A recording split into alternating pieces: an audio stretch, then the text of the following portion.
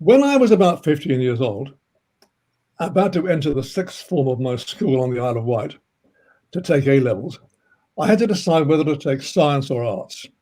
It was like two worlds. For me, it was a no-brainer, pure maths, applied maths, physics, chemistry. But looking back on it now, it struck me that it was really an artificial divide, an unnecessary one, which, as I understand it, exists now to a far lesser extent. After all, art and science should really complement each other, and I think they do. And today there are many examples of this for you to enjoy. Just look in any gallery. Barry Kellett, our speaker tonight, is going to talk about how some works of art have given scientists new insights into aspects of astronomy.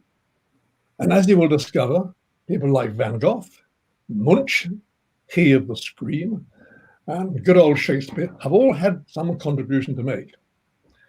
Barry himself was a space scientist and has worked at the Rutherford Appleton Laboratory for some 30 years. He's an astronomer, a lunar expert, and a leading researcher into X-ray observations. He's given public lectures on a variety of scientific topics since he started at Rutherford, and now has a catalogue of over 100 lectures. I can assure you that we're not going to get all of them tonight, although he did offer.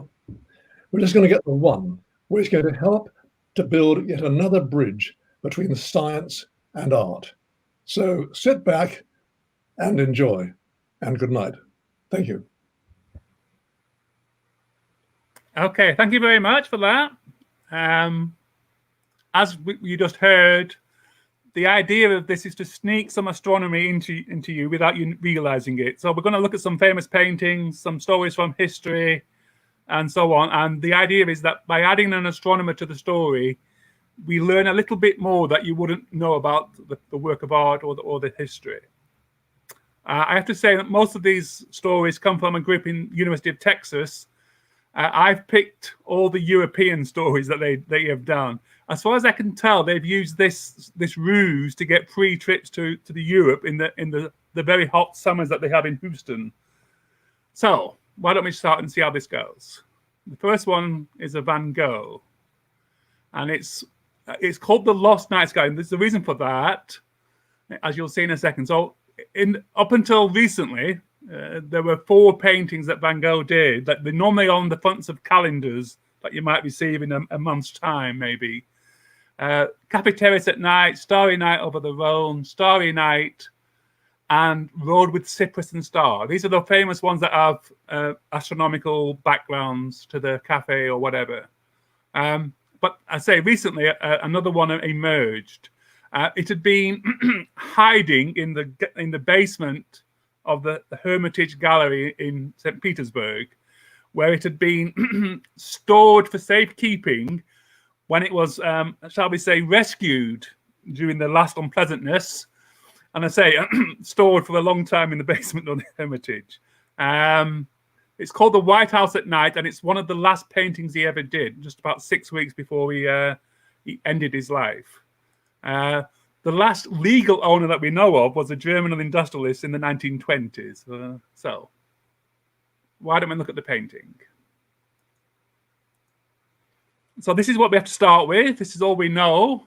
It's a house. It's white. I want you to look at the scene. Obviously, for me, the important thing is the funny thing in the sky, the very bright object with sort of a halo around it. I will comment on that in a little while. We need to look at the chimneys. We need to look at the windows. We need to judge the time of day. So the sky is slightly blue. The front of the house is illuminated. The front of the wall is illuminated, but the end of the house is in shade. So the sun would appear to be low down to the right. There are windows. Some of the windows have lights in them. And if you look carefully at the windows, this is a very strange house. It's not like the play school house with the windows top and bottom above each other. If you look closely at the windows at the left, they are asymmetric, and the window below is not. It's in the middle of them. It's not in a regular pattern. So this is what we need to discover the house when we come to look for it in the village. So that's the painting. That's all we know so far. Van Gogh was a famous letter writer. He wrote hundreds of letters, mostly to his brother, And there is this painting is mentioned in a letter dated June the 17th, 1890, say about 6 weeks before he died or committed suicide. The letter was sent from Auvers-sur-Oise. I know the OC part is a river. In 1890, this was a little village outside Paris, favoured by artists and people of the arty type because it was very scenic, just 17 miles sort of northwest of the centre of Paris. He stayed in this village for 70 days, and in that time he did 70 paintings. That's, even I can work with that. That's one a day. Of course, we're interested in what the star might be. I put it in quotes because, as you'll see, it's actually not a star, but we'll find out what it is in a second.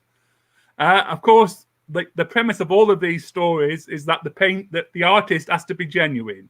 He can't make things up, otherwise this doesn't work. It has to be real. Now, these are the questions that the astronomers in Texas wanted to answer when they came to Europe. I think the first question is silly. Is the house real? Well, we don't care. What we do care about is, can we find it? If we can find the house, then we know which direction we're looking, we being the viewer of the painting, and then we can say which part of the sky is sticking out in that top right corner. And therefore, we can work out what might be visible in that top right corner because we know what direction it is.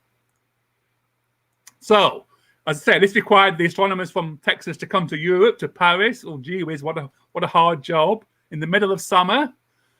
They went through the entire, I say it's now part of, it's been overcome by the outskirts of Paris, but they went through what was the entire village, looking at all the houses. The Auvers was not involved in any of the unpleasantnesses in the last two world events. So all the houses that were there were still there. And they only found one house that had the right number of windows, the right chimneys, and so on and so on. It's on the south of the main road. The main road is called Rue de General de Gaulle. In my incredibly detailed knowledge of French, I can say that's General de Gaulle Road. And it's now two houses, 25 and 27. And just to prove it, here is a photograph they took. In the 120, 30 years since the painting, the people who've owned the house have added dormers. They've changed the colours of the shutters from green to white. The little window in the centre has disappeared because the house has been split into two.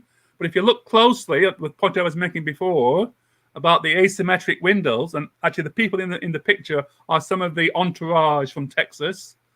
But if you look closely, as the point I was making before, that the upstairs windows and the downstairs windows don't lie above each other. There's very strange asymmetric pattern. But this is definitely the house.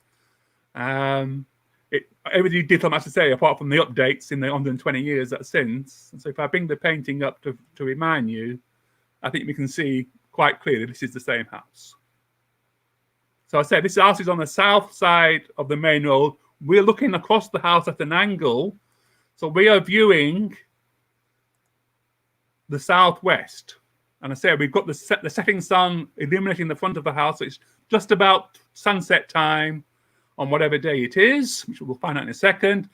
And it's actually a relatively trivial matter to work out what the star would be that would be visible actually before the sun goes down. Only one star can do that. It's not really a star. It's the planet Venus. It would be called the evening star because this is the evening. We will see it again in the next painting as a morning star, or you hear about it in a morning star. If we're being pedantic, Van Gogh hasn't painted it in quite the right place. It should be slightly more to the right. The guidebooks of the time, this was 1999 when the astronomers visited, actually listed that number 44 on this road. It's on the wrong side of the road. It has the wrong number of windows, but apart from that, it's a perfect match. But as you will see, I'm very keen to get exact details. And what I want to get is the exact date of the painting. And in fact, we can do that by doing a little bit of detective work. So we can look at weather records from Paris, which I say was only 17 miles away. And we can say that the middle of June, June the 7th to the 14th, actually was very overcast and cloudy in Paris.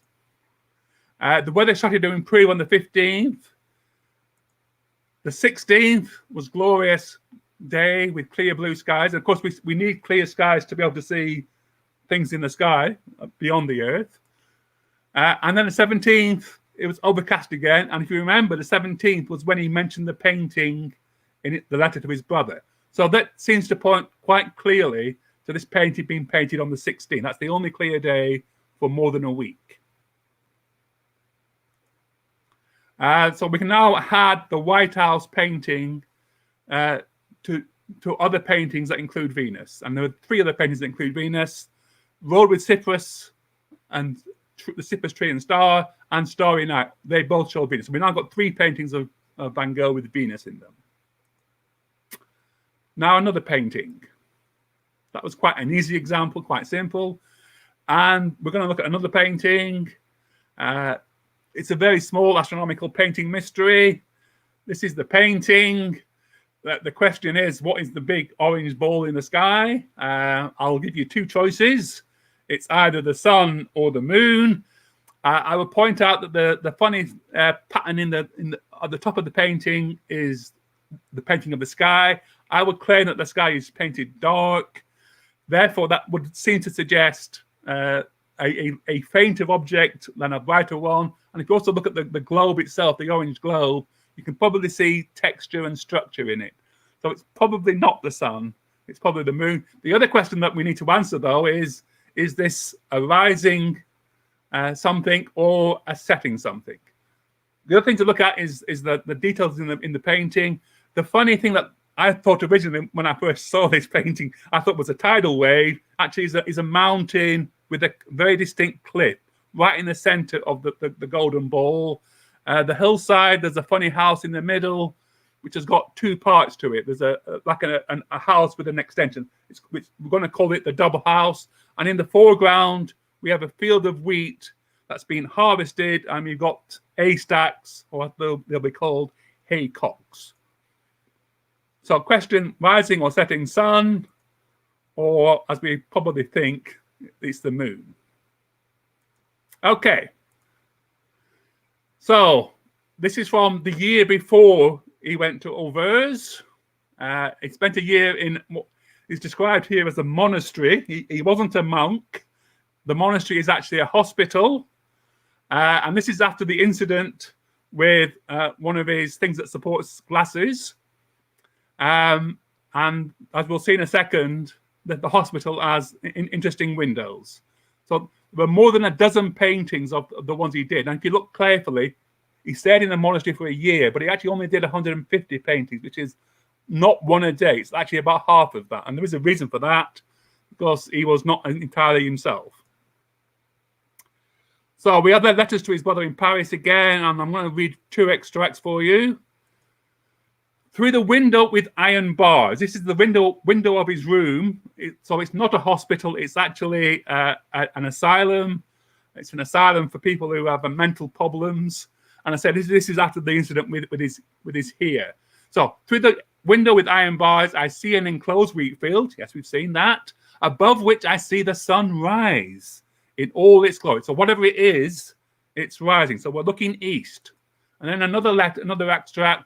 This morning, I looked at the countryside from my window for a long time before sunrise with nothing but the morning star, which appeared very large. That's an interesting word to use. So as we've said, he's clearly established that the red ball is rising, not setting. But I was interested in this word large. Okay, yes, the morning star is Venus in the morning. It's called the evening star in the evening and the morning star in the morning. But the word he used is large, not bright. And if you remember how he painted Venus in the other painting, the spot in the middle is Venus, but he's painted it with this very large halo around it. I suspect he had some cataracts or some other eye defect that made bright points of light much, much bigger. So he's described it as large because that's how it appears to him. And a normal person would describe it as bright.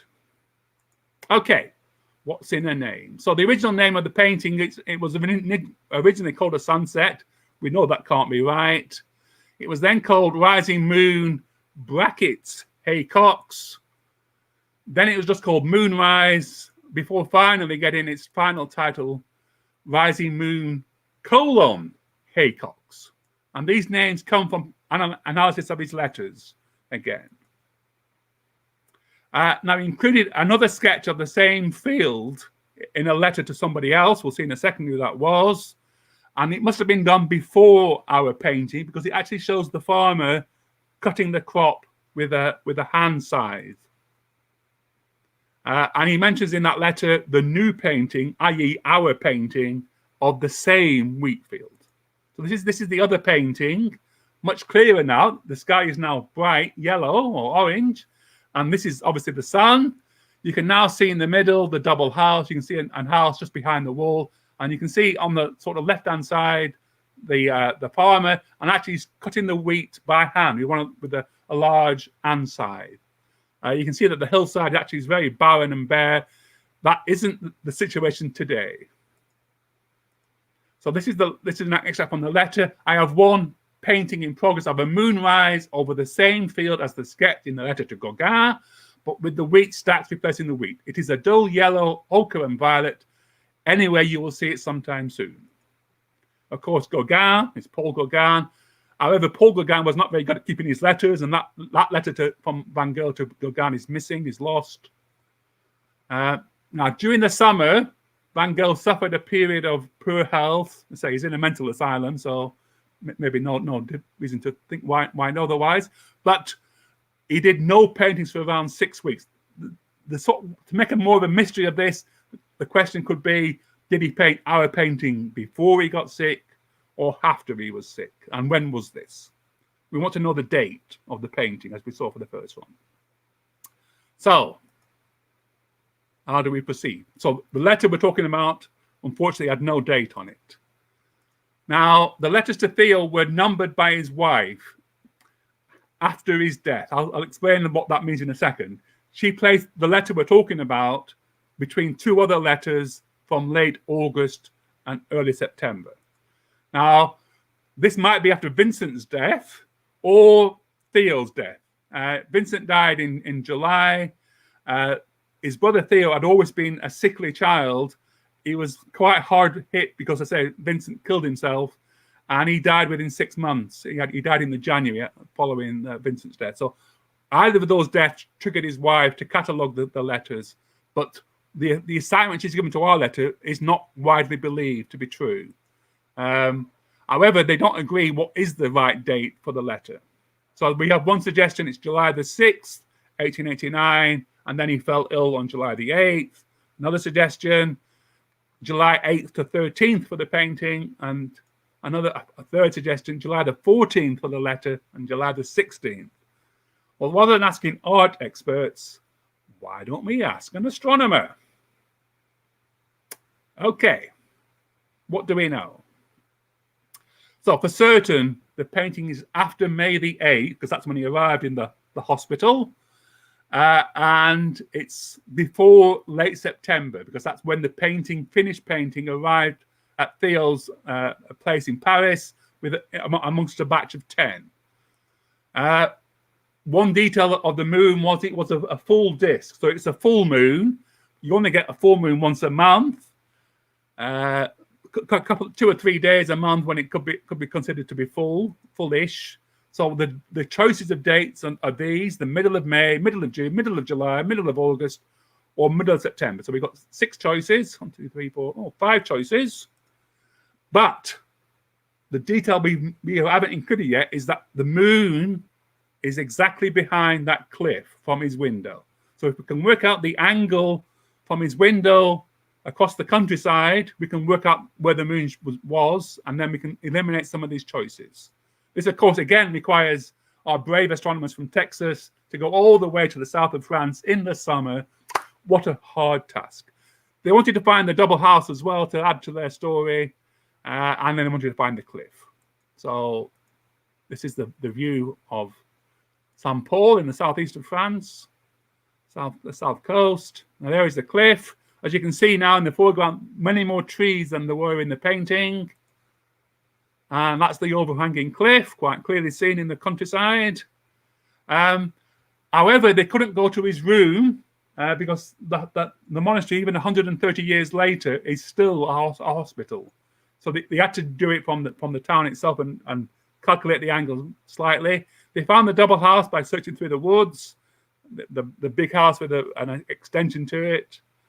And if we look at a map, they worked out the geometry from that. So that's east, and the direction to the cliff. The cliff is one of these mountains behind Marseille, and that angle is 36 degrees. So that is now what they needed. They can now work out where the moon would rise when it was full and eliminate actually 3 of the 5 choices. Now, they tried to be clever when they went. They tried to go when the moon was full. And actually, if we zoom in, don't know if you can see the full moon. I'm going to do some jiggery pokery with the image to try and improve the contrast. I think maybe you can just about see there is a full moon, but they say the sky was not helpful. There's a sort of a haze in the sky which has obscured the full moon. So they tried to be clever to reproduce the painting, but didn't quite work. Okay, because we now know the angle, we can work out the exact dates. There's only 2 dates possible: May the 16th or July the 13th. Now, we can't use the trick with the weather because both days were good. However, we can use the colors in the paintings themselves. So when he arrived on May the 8th to look at the wheat field, he described it as very, very green. This is spring. Everything was green. Then in middle of June, he was painting a field of wheat turning yellow, the ears of grain baked by the sun with the warm tones of a bread crust. And that's when he did the painting that we already looked at, the one with the farmer in it. So that's late June. So our question, which of these 2 dates is after June? Gee whiz, that's hard. Let me think. Oh, I know. It's July. Okay, not a very hard question. So we got the exact day, July the 13th. That's the only time we get a full moon behind the cliff with the right colors for the wheat field. But I'm not interested in the day. I want the exact time that he saw the moon. And as you will see, we can do that to an incredible precision because the moon would only be behind the cliff for 2 minutes. I can't claim he had a paintbrush in his hand. What I can claim is exactly the moment he was looking at the moon behind the cliff. And that is 8 minutes past 9 p.m. local mean time. This is before time zones in France. So it's not quite universal time. It's 19 minutes later than universal time. So that's to within an accuracy of 1 minute. So we have dated a painting to the exact day and the exact time, at least the time of the viewing of the scene, to within 1 minute. From these 2 paintings, we can say Van Gogh painted what he saw. He didn't make up paintings as a rule, and he just painted what he saw. Okay, another story. The first Roman invasion of Britain, or abortive invasion of Britain, occurred in 55 BC. Led by Caesar in the first boats from the fleet coming from Gaul, of course, France, and to land somewhere, that is the mystery, on the south coast. Apparently, according to the Americans, this was a daring push beyond the edge of the known world.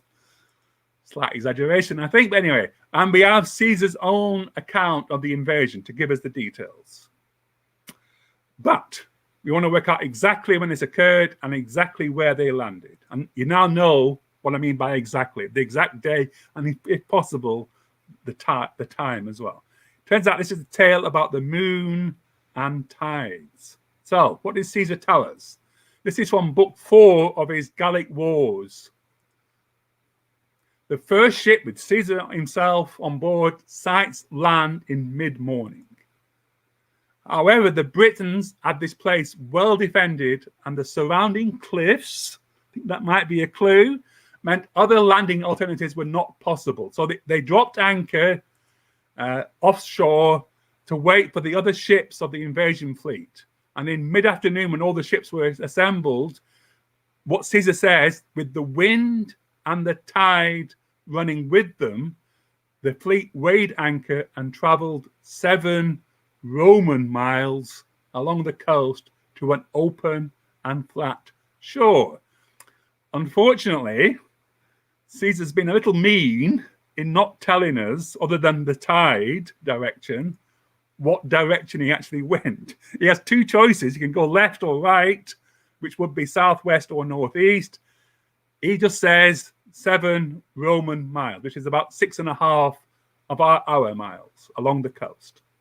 And then in another extract, he says, on the 4th day, and I will point out I'm using the Arabic numeral 4, which will come back to us later, 18 more ships with the cavalry arrived. Their voyage had been delayed by storms. And that same night, there was a full moon. And these days, according to Caesar, generate the biggest tide. In fact, so much so that the first boats that were on the beach started to fill up with water because the tide came in so high. And then after several weeks of abortive campaigning, Caesar decided to go back to France, back to Gaul, and he describes that as well. The time of the equinox was drawing near, and a spell of fair weather, the ships weighed anchor, and a little after midnight, we returned to Gaul. So that's all we know, but it should be enough. Full moon, equinox, it should be straightforward to work out the dates. However, it turns out not to be so straightforward.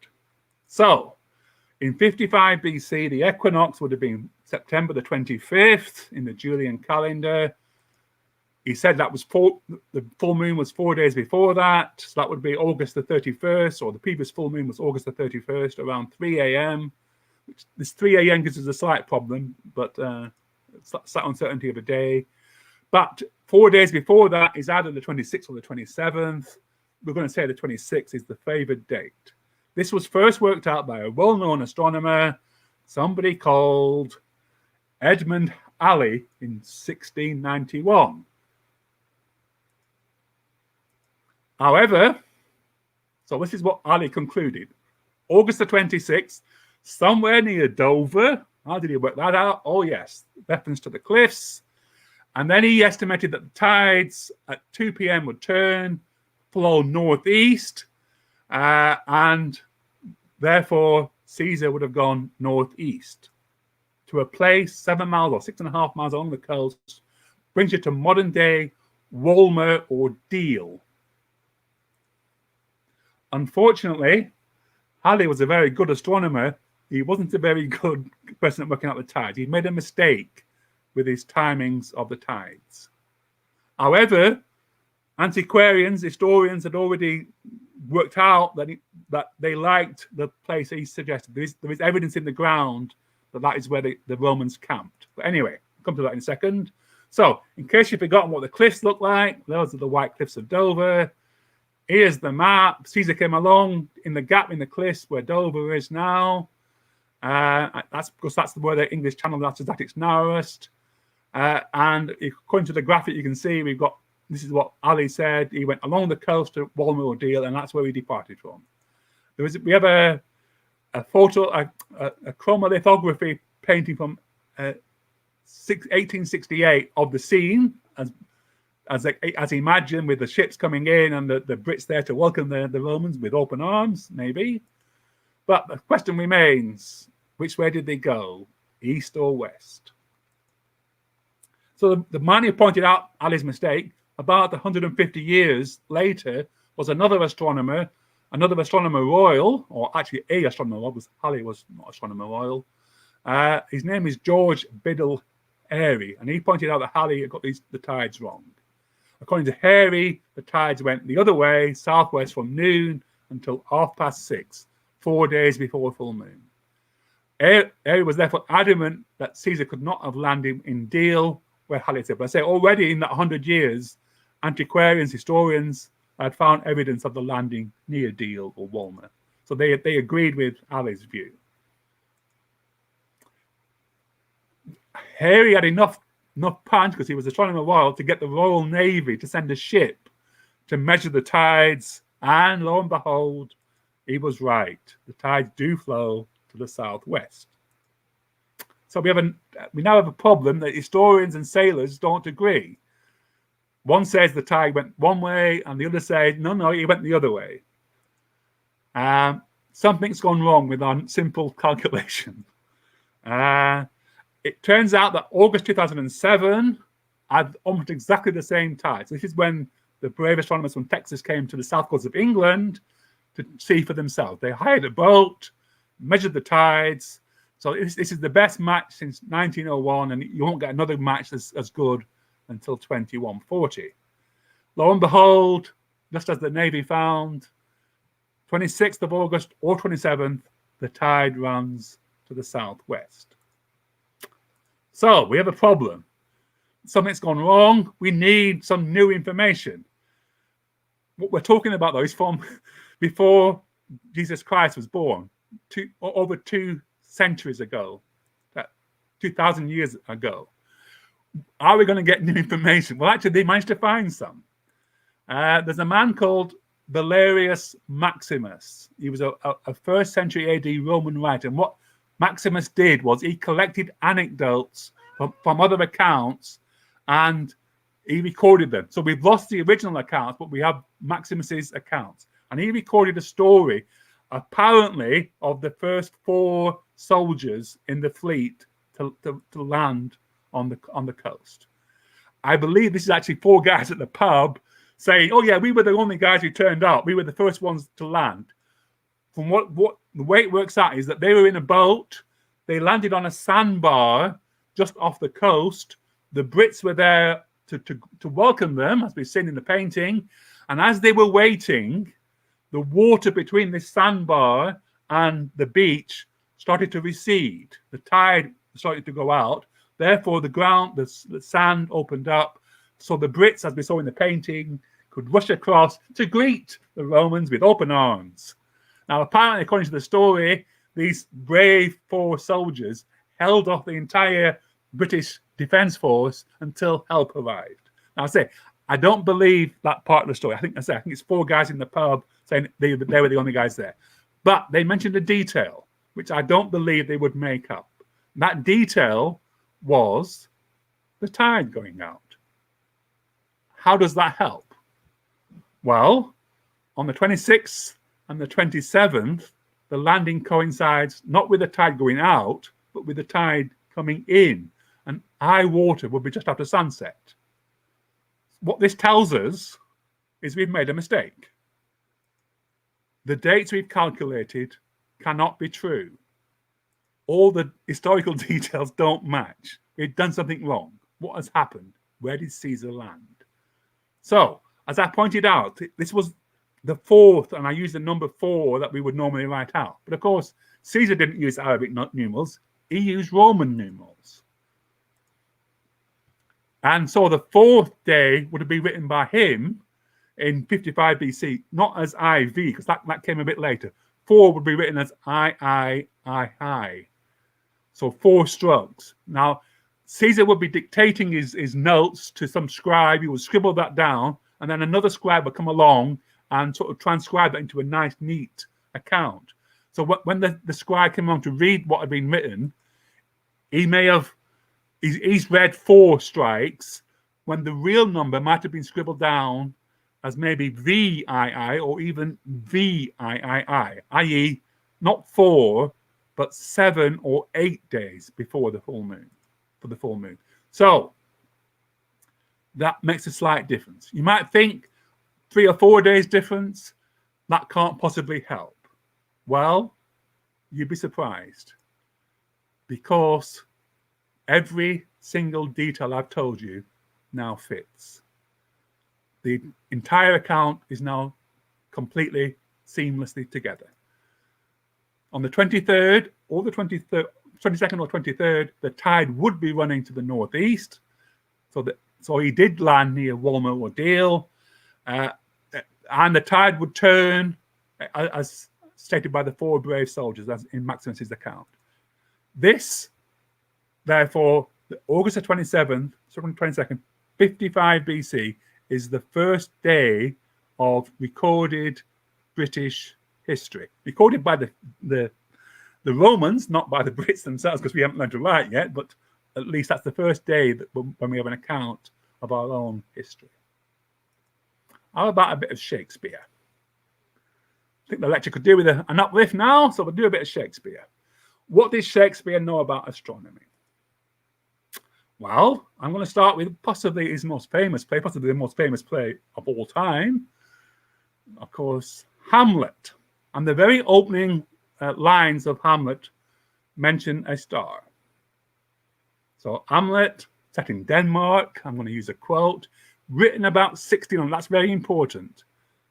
Shakespeare wrote Hamlet around the year 1600. So one of the quotes from the play, there is something rotten in the state of Denmark. Yeah, it's in Denmark. Okay, the play begins on a cold, bitter night, just after midnight. There are soldiers guarding a place called Elsinore Castle. Just for reference, you need to remember the word Elsinore for future reference. They explain to one of the main characters, a guy called Horatio, what had happened the 2 previous nights before the play started. So one of these guys is called Bernardo, and he speaks to Horatio saying, last night of all, where yond same star that's westward from the pole had made his course to illumine that part of heaven, where now it burns, Marcellus, who was the other guard, Marcellus will return in a second with another quote for us to help us, and myself, the bell then beating 1, and then we have a stage direction, which is enter ghost. So what Shakespeare has done is using this star to herald the appearance of the ghost. So what we know for certain is that it's 1 a.m. However, 1 a.m. when? We need a clue, and the clue we need is just the month to work out what star he might be talking about. Because that's what we're interested in. We're astronomers, we're interested in the star, not the ghost. So there are plenty of clues in the play about what the month might be. So we've already had descriptions of the weather and the other descriptions. So a guy called Francisco says the night is bitter cold, and Hamlet himself agrees on the next night the air bites shrewdly. It is very cold. There's a clue there to what the answer might be. But anyway, Marcellus gives us the strongest clue. He was the other guard with Bernardo before. He comments, apparently this is kind of well known in Shakespeare's time. He says, that season comes wherein our Saviour's birth is celebrated. Then they say, no spirit can walk abroad. So what he's saying is there's a certain period of the year where ghosts are not allowed to come out, and that is around the time, the season of our Saviour's birth. Well, of course, that's Christmas Day. And therefore, the season actually is essentially Advent, which starts on the Sunday closest to November the 30th and ends on Christmas Day. Basically, what Marcellus is telling us, the ghost can't appear in December. December is ruled out. But he says the season comes. It hasn't come yet. Therefore, we're before December. Another clue was given by Hamlet himself, who tells us that his father died 2 months before the start of the play. And the ghost tells us, the ghost of his father tells us that he was actually murdered. He was taking an afternoon nap, sleeping within my orchard. So now we have to try and work out when that might be. When's the latest that someone would care to sleep under a tree during the daytime? And I'm going to say maybe the end of summer, maybe mid to late September.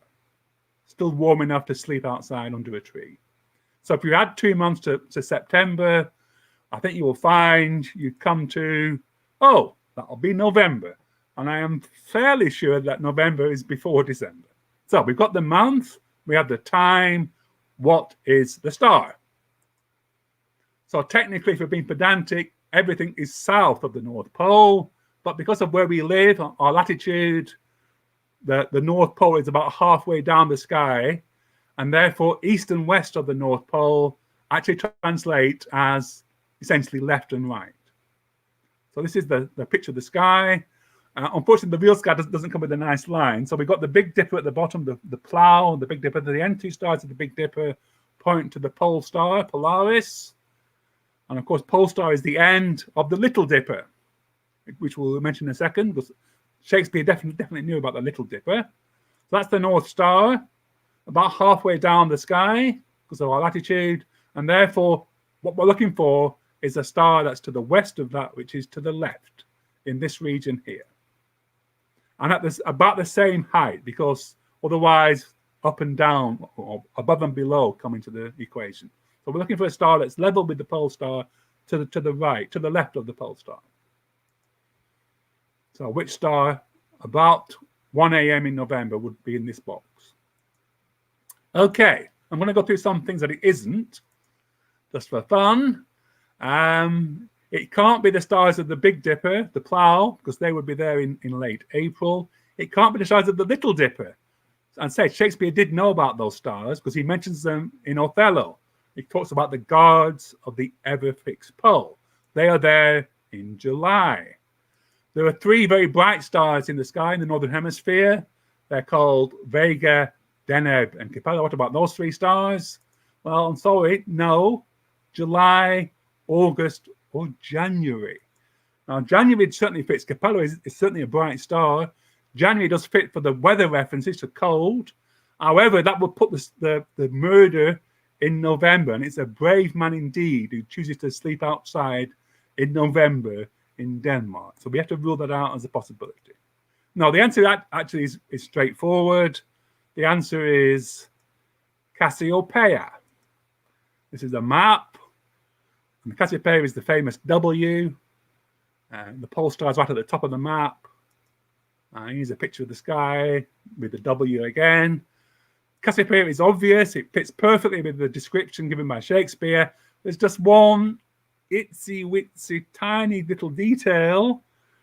By no stretch of the imagination are any of the stars of Cassiopeia bright. There are no, it looks like it on the photograph, but that's because it's been sort of enhanced. But actually, they're quite faint stars. They're not bright stars. Okay, Shakespeare made the star up. Or did he? Certainly, there are no bright stars there now. But actually, could there have been one there in Shakespeare's time? Well, it turns out, yes. There was a very bright star in Cassiopeia in Shakespeare's time. A very special kind of star. And I'm going to make a confession here. I actually doctored the map to hide the evidence. So if we look at the map without my doctoring of it, here is the map again. What is supernova 1572? Supernova. What's a supernova? Well, it's an extraordinary kind of special star. It's a dying star, an exploding star. When certain stars, high mass stars, much more massive than the sun, come to the end of their life, they die in a massive explosion. They become extremely bright, really, really bright. And in general, they are named after a person and the year that they exploded. So who made supernova 1572 famous? Okay, well, again, there's a clue. So, obviously, 1572 is the year, 1572. And the leading observer of the time, the leading astronomer of the time, is called, as you can see from the title, Tycho Brahe. So what does he have to do with Shakespeare? Okay, so here's a kind of a recreation of the scene. Tycho Brahe apparently is the guy in the really rich robes. I ask you to look at the thing behind him, which is we're going to call a castle. And then you can see in the sky the W upside down, which is an M, and then the very bright star under the W or under the M. So that's the supernova. And this is Tycho Brahe looking at it. Okay, what's he have to do with Shakespeare? Well, Tycho Brahe is a very famous astronomer from...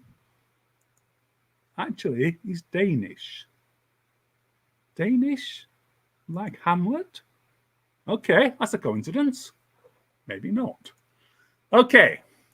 The other coincidence, or amazing thing is, Shakespeare, I can almost guarantee, would have seen Tycho's supernova. He was 8 at the time it went off. Perhaps more compelling, though, for our story is what Tycho wrote down, his first sighting of the star. He tells us, I first observed it on the 11th day of...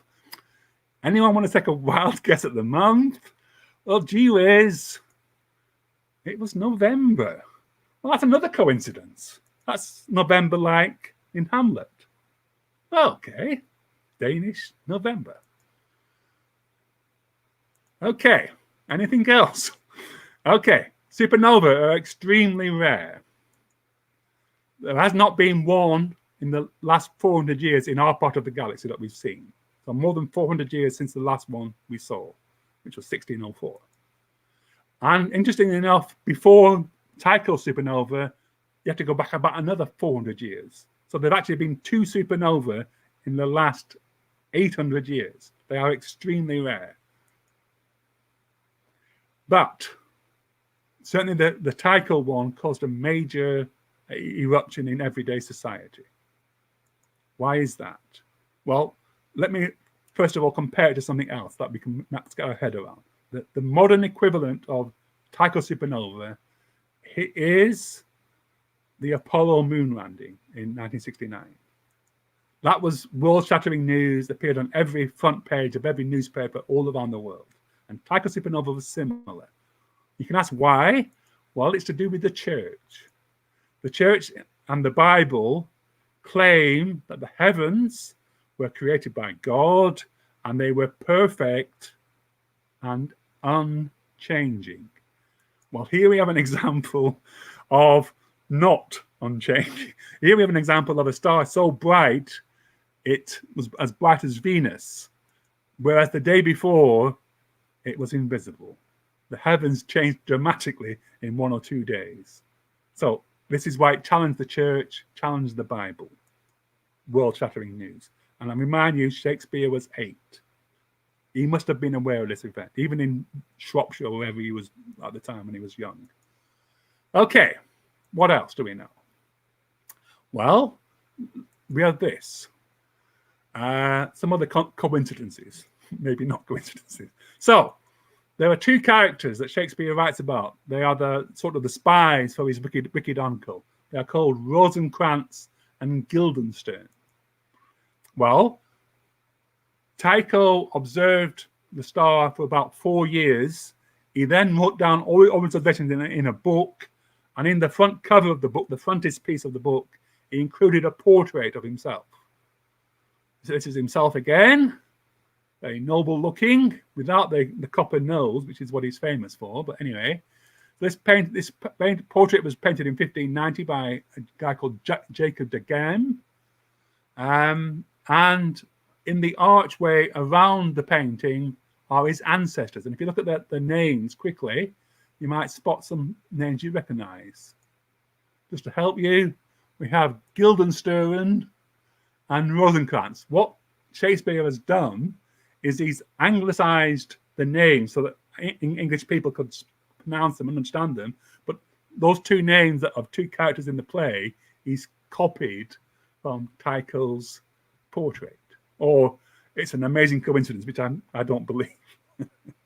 So it's interesting what those names mean. That Guildenstern means golden star, and Rosencrantz means rose garland or rose wreath.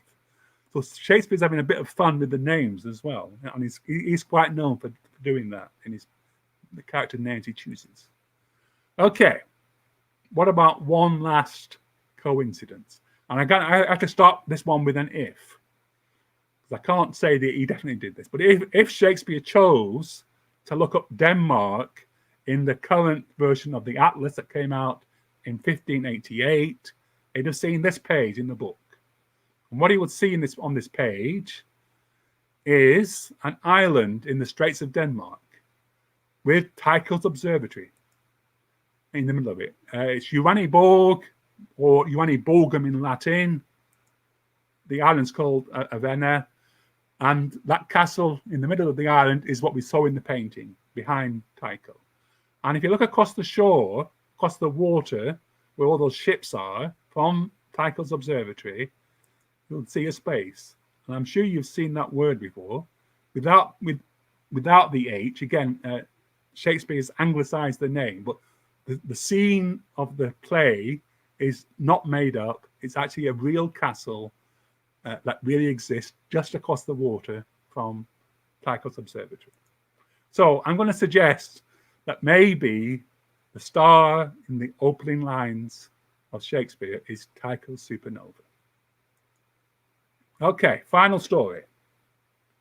Edvard Munch, and possibly one of the most famous paintings in the world, certainly an icon of our times, possibly a disturbing picture to some people. But of course, it's the screen. But you now know what I'm talking about.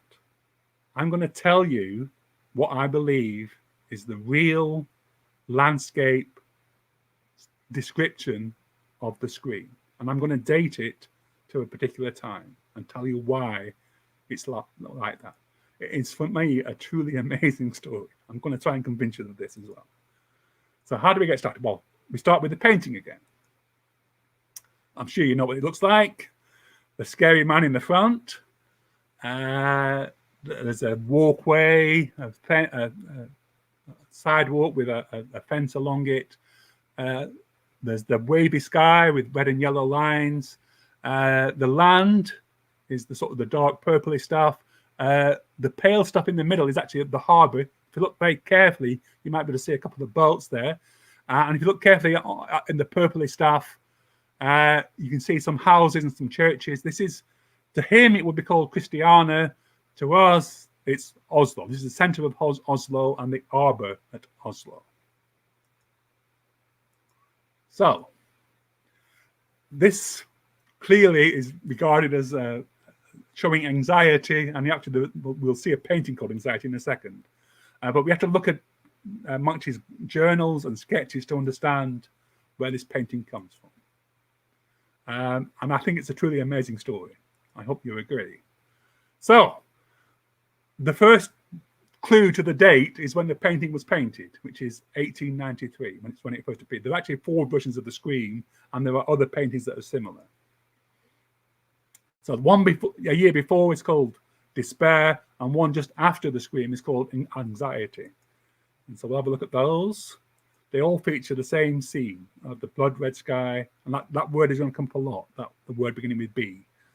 So these are the other 2 paintings, Despair and Anxiety, and you can see quite clearly in one, certainly the Despair one, the harbour and the town centre of Oslo, and the same walkway. The Anxiety is a bit more scary because the people are facing us, and they have very scary eyes. They're not quite, you haven't got the wibbly wobbly features, but they do look fairly scary characters. But again, we have the really vivid sky and the colour in the water as well. So clearly these are from the same set. These are the same scene. So what is Munch trying to say? So Despair was painted in 1892, so we've gone back 1 year. And that is the general consensus that that's when it comes from. So I'm going to read an extract from his journal. And it starts off quite nice and friendly. One evening, when I was walking out along a mountain road near Christiania, Oslo, together with 2 companions, the sun went down. And then it takes a rather severe light turn. It was as if a flaming sword of blood slashed open the vault of heaven. The atmosphere turned to blood with glaring tongues of fire. The hills became deep blue. The fjord shaded into cold blue among the yellow and red colours. That garish blood red on the road and the red. My companions' faces became yellow-white. And then the clincher, I felt something like a great scream. And truly, I heard a scream. I think we can be clear, this is about the scream. Unfortunately, it has no date attached to it. Again, we have that same problem of no date. But I'm going to point out, this word is not random. He used it 3 times to describe it.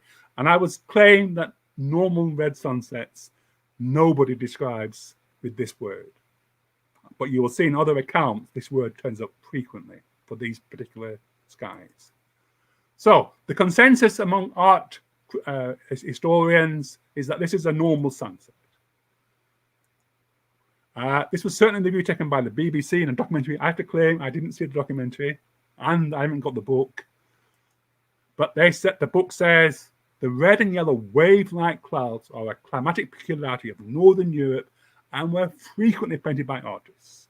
And then they say this sunset probably occurred during the autumn of 1891, just before Despair was painted in 1892. So that's their conclusion, 1891. Okay. However, those paintings we've seen and a bunch of others are part of a series that is called the Frieze of Life. It took him 4 years to complete all the paintings in the series. And there's another series that he did at about the same time, which has got the nice title, Death in a Sick Room. Unfortunately, this is paintings that he did to the memory of his sister who died. However, although the paintings were done in 1893, this is 16 years after his sister died. So he's waited 16 years before putting brush to canvas. So the fact that he painted the paintings for the Frieze of Life in those dates, those 1892, 1896, does not mean that's where the scene is depicted from. He could have waited many, many years before he actually committed his paintbrush to the canvas. So we can't take the date as being those dates. It could be many years before that. Okay. This is a good contrast to Van Gogh. Van Gogh painted exactly what he saw immediately without any thought. Munch is a much more contemplative artist. He thinks that he can think a long time before he commits himself to paint. So there are sketches that he did and other journal entries. So we have this entry. The first scream, kiss, melancholy. These are paintings from the series. For these, a number of rough sketches had already in 1885 to 89 being done. In that I had written text for them. More correctly said, they are illustrations of some memoirs from 1884. So we've now gone back 9 years from when the scream was actually painted. And then there's another clue in a letter to a friend when he says, you do not have to go very far to order to understand the genesis, the birth of the Frieze of Life. Its explanation lies in the Bohemian time itself. So this is a particular time in Norwegian history, which refers to when Munch was first left home. He was the son of a preacher, and he left home to join the art commune in 1883 and had his first painting shown in the summer of 1883. So this is about the same time as this happened, the Bohemian time. It actually refers to, it's particularly a play by Ibsen. So 1883 was when Munch first exhibited in the summer of that year, when he first left home and was living in an artist studio with 6 other artists. And I say it's famous for the premiere of an Ibsen play, a notorious Ibsen play called Ghosts. It first performed on October the 7th, 1883. It's about homosexuality. It polarized Norwegian society. It was a big story, big uproar. For a young artist, less than 20 years old, Ibsen also lived in the same kind of community in Christiania in Oslo. So Munch would see this as an attack on all art in Norway because of this play. October 1883. And then he went outside and he saw the blood red sky. And so it turns out that this period, around 1883, end of 1883, is the most special time for sky watchers, the most spectacular twilights of the past 150 years, were late 83, early 84. Some of you may be working out the dates now. I'm not trying to make out what this might be caused by. So Munch, the society in Norway is in uproar. Munch may have gone to see the play, I don't know, but he's come out maybe at night, one night, as we saw in that statement, walking with his friends, and then the sky turns that dreadful color. It would have had a very strong impression on a 19 and a half or 20-year-old young man, freshly starting out on his artistic career. Really, really profound effect on him. So, this is the crunch. Is there some natural phenomenon that anybody can think of in this year? I'll give you a clue. A volcano in Indonesia. maybe Krakatoa. Wow. Krakatoa exploded in August 1883, August the 11th, it says there. Actually, this is the pre-eruption. This is before the main eruption. The main eruption was on August the 27th. But of course, Indonesia, southern hemisphere, just south of the equator, the dust and debris were thrown up into space, into the atmosphere. They went around the globe, around the equator, and then they spread out sideways. It took them about 3 months to spread around the globe. So I'm going to read you another eyewitness account from the New York Times. The first day this was seen in New York. I say another eyewitness report, November 28th, 1883. And I want you to compare it to the first account we read out from Munch himself. This is what appeared in New York Times. Soon after 5 o'clock, the western horizon suddenly flamed into a brilliant scarlet, with crimson sky and cloud. People on the streets were startled. When have you been ever startled by the sun? Okay.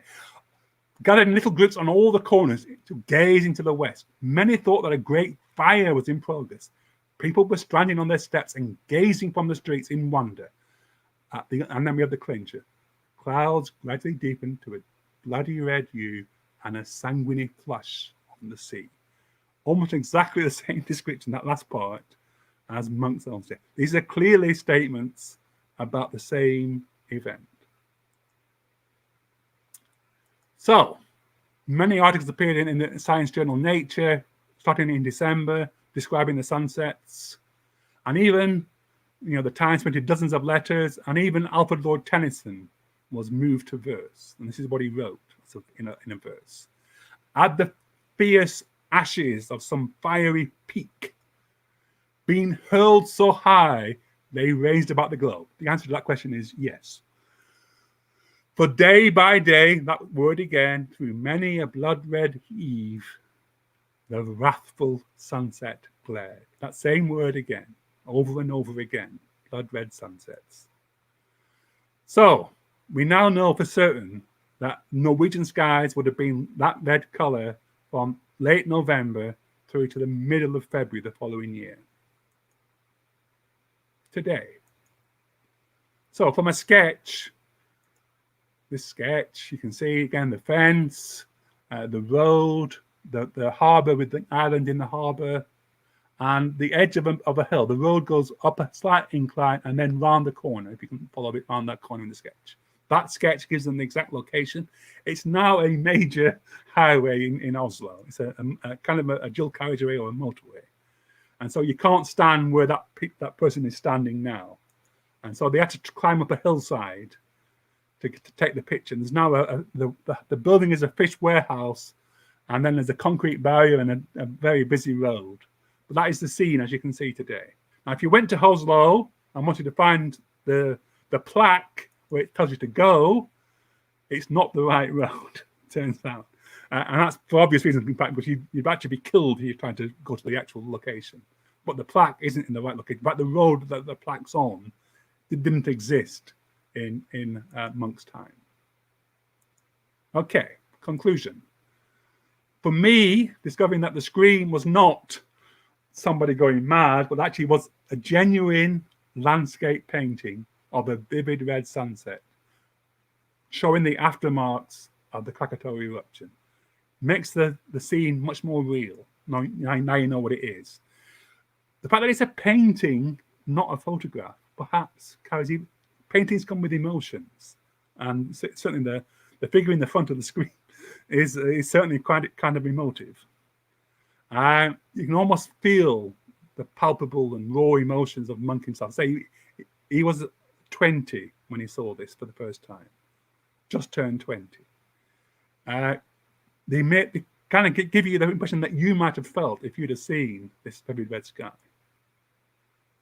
Deeply affecting. In fact, the original title of the screen was Das Screen der Nature, the screen of nature.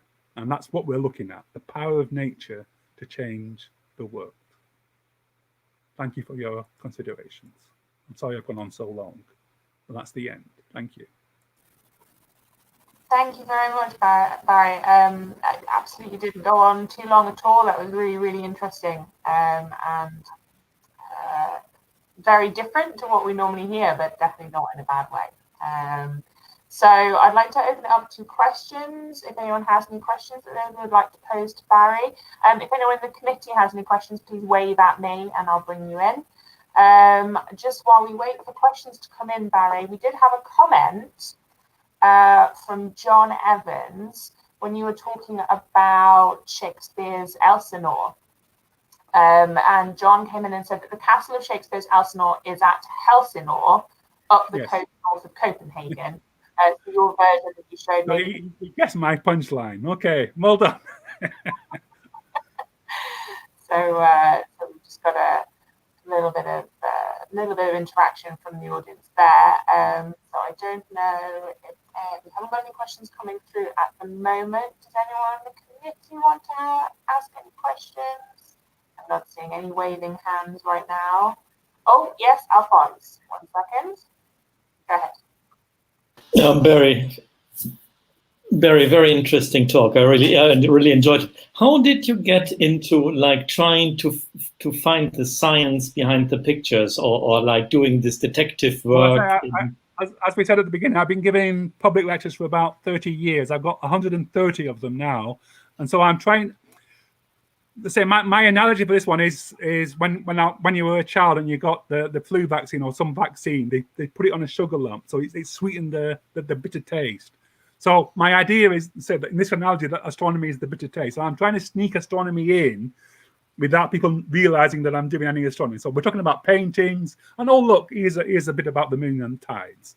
So it's kind of me being scientific without people realizing I'm being scientific. And so actually there were more than 5 talks in the series called Art and Astronomy. So I wouldn't agree that. Yeah, I wouldn't agree that you need to sweeten astronomy. Well, I say yes, but that's my kind of analogy. So that's the idea, to sneak it in without people realizing it's there. Yeah. But yeah, it's the whole that power. I add in a bit of astronomy. I say we got, I can't claim that Van Gogh was painting at 9:08 p.m. exactly, but I can tell you that's what he was looking at. He must have seen that scene at 9:08 p.m. So we've dated the inspiration of a painting to an accuracy of 1 minute. Without astronomers, you couldn't do that. So that's the what I was kind of showing, the added ingredient you get by asking an astronomer for what does he think of this painting. Yeah, very nice. Thanks, Alphonse. James is waving at me, but we do have a question from the YouTube video, so I'll bring that in first and then I'll come to you, James. So we have a question from Bob Anderson, who says he's always been intrigued by the halos around the stars in Van Gogh's paintings. Do we know if he suffered from cataracts, or is this supposition? Yeah, not that I know of, not that I can find out, but yes, that's what I suspect. Because I say that's the evidence. I know it's either Monet or Manet did suffer from that, and they use it in optical teaching to show the effects on the colors that people see by the way, because whichever one it is, Manet or Monet, I've forgotten which one it is, but he painted the same lily pond throughout his life, and it goes from being a very vivid, bright to being very muted colors. And this allows optical doctors to figure out what cataracts do to the vision. So when people describe what they're seeing, they can say, oh yeah, that's like Monet, and so on. So we know that one is definitely that. But Van Gogh he died too young, maybe. He was only 37 when he died. And I can't say what it is, but yes, that effect of, points of light being very big, or as he said, very large. Clearly something going on in his eye that is undiagnosed, to my knowledge. Yeah, thank you. We have a question from James. Go ahead, James. Yes, thanks. Very interesting talk, Barry. Thank you very much. I was interested, the examples you quoted are a few years old. I was wondering whether there were any more contemporary examples of artists painting something inspired by science, which still haven't been fully interpreted by people like you. I'm trying to think what's the most recent one I've done. I haven't done, well, say there were photographs, there were Ansel Adam photographs that we can do the same kind of study on. And yeah, there are, I mean, I say most of them are classic paintings. So we've got Turner, I've got Turner, we've got actually Frankenstein, the book is one of my stories. And I say, not very recent ones. To my knowledge, I've said we have some from the 19th century though, the 1900s. But no, I say the trick is to do it the other way around. So you're kind of sneaking up on the artist, and he's trying to tell you, not trying to tell you something, and astronomers can tease that out from what he's painted. So it's quite, we're trying to be surreptitious here and not too obvious. I'd like to come back on that for a second. Some years ago, when I was chairman of the Atom Festival, I did look into the possibility of trying to mount an art exhibition of work done by artists, which was inspired by science, or in which they were using modern science techniques in order to create the art. I never got that far with that. 2 examples, not enough to make a proper exhibition. I still like to be able to do that, or like to see it done, but I don't know whether there's any prospect of it happening in the near future. But I thought it was an interesting idea. You could join in. Thank you. Thanks. I actually had a question. Obviously, as you said, you've been giving talks like this for a while now, and you said at the beginning that you draw your material from the work done by a team from Texas. Yes.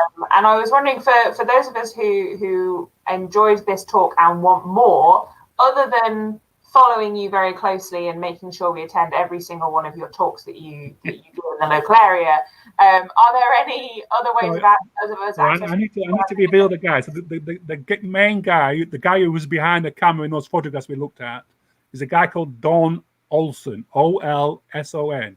He has written 2 books. They're called Celestial Sleuth. So Celestial Sleuth and then Celestial Sleuth 2. Which are the full list of all the, what it is. He's a professor at Texas. He needs projects for his students to do in their summer vacation or whatever. And some of those people in the photograph we looked at were the students doing that particular story. And as far as I can tell, the ones that work, he publishes in books, and I can steal them from him. And the ones that obviously don't work, he never publishes them. We never hear them again. A lot of them are American stories because he's an American professor.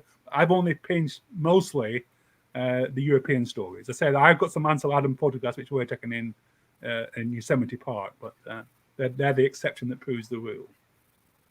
So a question off the back of that, I think, from Tony Cooper saying, Texas is the Lone Star State. What's the name of the star? Do we know the answer to that one? I pass. There is a story which I'm not sure.